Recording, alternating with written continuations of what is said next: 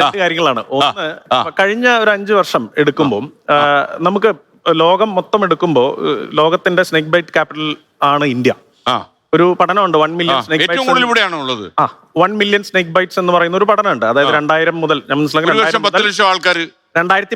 വരെ 10 വർഷത്തിൽ 1 മില്യൺ ആളുകൾ മരിച്ചിട്ടുണ്ട്. അപ്പൊ ഒരു ആവറേജ് എടുക്കുമ്പോൾ ഏതാണ്ട് 50,000-നും 60,000-നും ഇടയിൽ ഒരു വർഷം മരിക്കുന്നുണ്ടെന്ന് കണക്കാക്കുക. ഈ നമ്പർ നമ്മൾ കേരളമായിട്ട് താരതമ്യം ചെയ്യുമ്പോൾ ഒരു 5 വർഷം മുമ്പാണെങ്കിൽ ഒരു 100-150 എന്ന് പറയുന്ന നമ്പറായിരുന്നു. ഇപ്പോൾ ഏറ്റവും ഒടുവിലത്തെ കഴിഞ്ഞ വർഷം 18ലേക്ക് എത്തി.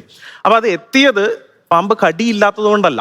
നമുക്ക് കടിയുടെ കണക്കെടുക്കുമ്പോൾ ഏതാണ്ട് 3000-നും 8,000-നും അടുത്ത് പാമ്പ് കടികൾ കേരളത്തിൽ ഒരു വർഷത്തിൽ സംഭവിക്കുന്നുണ്ട്. നേരത്തെ ഡോക്ടർ സൂചിപ്പിച്ച പോലെ Big 4 തന്നെ കടിക്കുമ്പോഴും അതിൽ വലിയൊരു ശതമാനം ഡ്രൈ ബൈറ്റ് ആണ്. പാമ്പിന്റെ വിഷം കയറണമെന്നില്ല. അതായത് അവർക്ക് ഒരു മസിലുണ്ട്, ഈ വെനം മീറ്ററിംഗ് എന്ന് പറയുന്ന പ്രോസസ് ഉണ്ട്. അത് വളരെ വ്യക്തമായിട്ട് ഇര എന്തോരം വലുപ്പമുണ്ട് എന്നുള്ളതനുസരിച്ച് ഇഞ്ചക്ട് ചെയ്യാൻ അവർക്ക് സാധിക്കും. പക്ഷെ അവിടെ ഈ ഡിഫൻസിൽ ഇത് ചെയ്യുമ്പോൾ പലപ്പോഴും ഈ മീറ്ററിംഗ് അവര് നല്ലോണം കടിക്കുകയും ചെയ്യും. അതേസമയം പേടിപ്പിക്കുന്ന തരത്തിൽ ഇഞ്ചക്ട് ചെയ്യാത്ത രീതിയിൽ കടിക്കും. അപ്പം എങ്ങനെ കേരളം ഈ നമ്പർ കുറച്ചു? അതിപ്പം സർപ്പ എന്ന് പറയുന്ന ഒരു സംവിധാനം വന്നു എന്നുള്ളതുകൊണ്ട് മാത്രമല്ല, ഇതൊരു കമ്പൈൻഡ് എഫക്റ്റാണ്. ഈ സർപ്പ സംവിധാനം വന്നു, റെസ്ക്യൂ ചെയ്യുന്നു, ഇത് ചെയ്യുന്നു എന്നുള്ളത് കൂടാതെ നമുക്കിവിടെ ചികിത്സിക്കാനുള്ള ആശുപത്രികളുണ്ട്.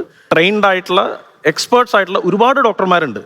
അതുമൂലം അത് മാത്രമല്ല, നേരത്തെ റിൻഷാദും ദിലീപ് ഡോക്ടറൊക്കെ പറഞ്ഞ പോലെ തന്നെ ആളുകൾ നല്ലവണ്ണം ഇത് മനസ്സിലാക്കുന്നുണ്ട്. പാമ്പ് കടിയേറ്റാൽ, ശരീരത്തിൽ വിഷം കയറിയാൽ ഇത് മാത്രമാണ് ചികിത്സ എന്നുള്ളൊരു ബോധമുണ്ട്. എന്നിരുന്നാലും എല്ലാ വർഷവും വളരെ ചുരുക്കം ചില കേസുകൾ അശാസ്ത്രീയമായിട്ടുള്ള രീതി അവലംബിച്ച് മരണപ്പെടുന്ന കേസുകൾ ഉണ്ട്. എന്നിരുന്നെങ്കിലും ഇതിന്റെ എല്ലാം ഒരു ആകത്തുക. ഇപ്പൊ ഒരു ഉദാഹരണം പറയുകയാണെങ്കിൽ, ഇപ്പൊ സർപ്പ സംവിധാനമുണ്ട്, വനം വകുപ്പ്, ആരോഗ്യ വകുപ്പ്, ഇവരെല്ലാവരും ചേർന്ന് പ്രവർത്തിക്കുന്നുണ്ട്. ഇതല്ലാതെ ഇപ്പം സോഷ്യൽ മീഡിയയിൽ തന്നെ ഇപ്പൊ കേരളത്തിലെ പാമ്പുകൾ എന്ന് പറയുന്ന ഒരു കൂട്ടായ്മയുണ്ട്. കഴിഞ്ഞ 13 വർഷമായിട്ട് നമ്മൾ റൺ ചെയ്യുന്നത്. അപ്പൊ നമ്മൾ അതിൽ ആദ്യകാലങ്ങളിൽ ഈ ഗവേഷണം ചെയ്തിരുന്ന, അല്ലെങ്കിൽ ഇപ്പം ഇതിന് താല്പര്യമുള്ള കുറച്ച് പേര് തിരിച്ചറിഞ്ഞിരുന്നു എന്നുള്ളതല്ലാതെ ഇന്ന് പൊതുജനം അതിൽ പാമ്പുകളെ തിരിച്ചറിഞ്ഞു വരുന്നു തുടങ്ങിയല്ലേ.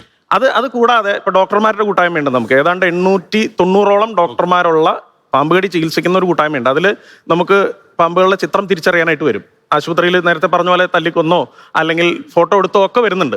അപ്പൊ വിത്തിൻ സെക്കൻഡ്സ്, 0.5 സെക്കൻഡ്സ് ആണ് റെസ്പോൺസ് ടൈം ഇത് ചെയ്യുന്നത്. അപ്പൊ ഇതിന്റെ എല്ലാം ഒരു കമ്പൈൻഡ് എഫക്റ്റ് ആയിട്ടാണ് കുറഞ്ഞിട്ടുള്ളത്.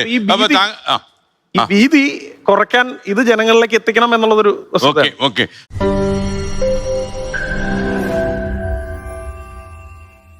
ലോകത്തെവിടെയായാലും ഏത് സമയത്തും 24 വാർത്തകളും ഓഗ്മെന്റഡ് റിയാലിറ്റി പാക്കേജുകളും എക്സ്പ്ലെയിനറുകളും വിശദമായി കാണാൻ ഞങ്ങളുടെ യൂട്യൂബ് ചാനൽ നിങ്ങൾക്ക് സബ്സ്ക്രൈബ് ചെയ്യാം.